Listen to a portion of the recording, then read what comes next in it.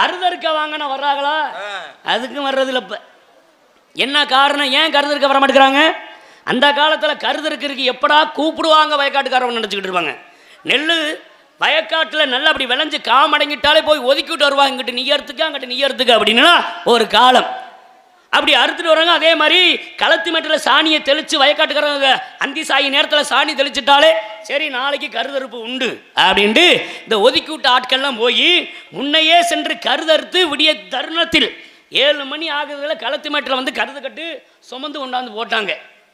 அப்படி கருதறுத்த காலங்க. அப்படி இன்னைக்கு ஏன் அப்படிலாம் வரமாட்டேங்கிறாங்க? ஏன்னா இலவசம். எது? அரிசி.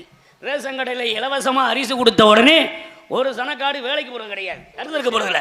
அதை போய் அறுத்து அப்புறம் அதை அவிச்சு அப்புறம் அதை நெல்லில் உரலை போட்டு குத்தி அதை சமைச்சு என்னைக்கு சாப்பிட மகாராசாங்க இலவசமாக அரிசி ஓடுறாங்க. ஆமாம், அதை வாங்கி சாப்பிட்ற சில அதெல்லாம் சொல்ல வேணாம். ஏன்னா அதை வாங்கி சாப்பிட்றதுனால அந்த வேலைக்கு வர்றது கிடையாது.